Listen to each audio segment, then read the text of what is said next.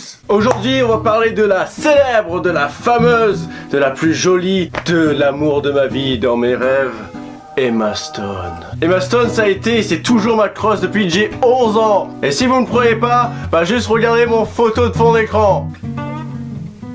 Voilà, je suis triste, putain de Saint-Valentin de merde. Donc le premier film de Emma Stone que je vais vous faire découvrir, c'est The House Bunny. The House Bunny, c'est un film pas du tout pour les filles, qui parle de Shelly, qui est jouée par Anna Faris, que vous connaissez sûrement des Scary Movie 1, 2, 3, 4, qui est une ancienne lapine de la maison de Playboy. Et elle trouve un job en tant que mère de maison d'une sororité avec que des filles qui sont très bizarres et très awkward. Elle va faire en sorte de les rendre en filles les plus jolies que le campus n'ait jamais vues. Donc voilà, vachement masculin. Et donc Emma Stone joue très bien dans ce film, elle joue vraiment la nerd par excellence. Elle joue vraiment bien son rôle. Elle fait vraiment des choses vraiment awkward, comme on pourrait le penser. Son relooking est ouf et c'est l'un des premiers films que j'ai vu avec elle. Bon, je suis tombé amoureux. Bon, c'est une autre histoire. Donc ensuite on a The Rocker. The Rocker, c'est un film avec Ryan Wilson, mais Emma Stone joue tout aussi bien dedans. Et ça parle de l'histoire de Robert Fishman, qui est un ancien batteur du groupe Vesuvius, qui l'ont laissé tomber pour pouvoir avoir leur contrat et avoir leur popularité. Et donc il se fait donner une seconde chance pour devenir le nouveau batteur du groupe de rock d'étudiants ADD. Et ensemble ils vont essayer de gagner en popularité et de faire face à l'ancien groupe de Fish, Vesuvius. Et ce film est vraiment extraordinaire, ça m'a même inspiré pour faire de la guitare et de continuer à faire de la guitare et de la musique. Et vraiment Emma Stone joue le rôle d'une putain de badass dedans. Elle est vraiment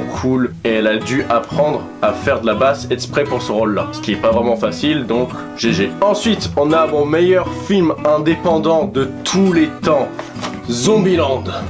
Oui, je l'ai en 2 exemplaires. Celui-là, je l'ai vu plus de 100 fois. Donc, c'est devenu un film fucking culte. Donc, j'espère que vous l'avez vu. Donc, en gros, apocalypse de zombies. 4 personnes qui se rencontrent, qui essaient de survivre ensemble. Et voilà, c'est juste une explosion de rire, d'horreur, d'action. Il y a tout dans ce film, j'adore. Il y a même Bill Murray, que j'ai mentionné dans d'autres vidéos. Bon, on va pas faire que Madame Sandler, hein. Mais voilà, il y a Bill Murray. Vraiment, c'est juste un pur délice et un vrai roller coaster. Donc, si vous l'avez pas vu, allez le voir. Ensuite, nous avons Easy A. Easy A, ça raconte l'histoire de Olive, qui est une élève exemplaire dans son lycée, qui ne fait jamais de conneries, et du jour au lendemain, il y a des rumeurs sur elle concernant des relations sexuelles qu'elle aurait eues, et elle commence à se servir de ça pour monter en popularité dans son école. Et donc on va voir un petit peu toutes les facettes de Emma Stone, que ce soit drôle, triste, coléreuse, etc. Et c'est vraiment un bon film à voir, tranquille, peinard, un jour, et c'est une bonne comédie romantique. Pour finir, nous avons Crazy Stupid Love, qui parle de Cal, qui est joué par Steve Carell, qui se fait plaquer par sa femme et du coup qui demande un divorce. Donc désespéré, il est à la recherche de l'amour et c'est dans un soir dans un bar qu'il rencontre Jacob, qui est un jeune homme qui cherche à choper des meufs dans des bars, et ensemble ils vont commencer à se donner des leçons de romantisme à l'un et de l'autre pour pouvoir retrouver l'amour. Et donc Emma Stone joue un rôle assez important dans le film visant le personnage de Jacob, qui est joué par Ryan Gosling, et c'est vraiment un joli film à voir. C'est plein de passion, plein d'humour. Donc voilà, après Emma Stone elle a fait plein de choses telles que La La Land, The Help,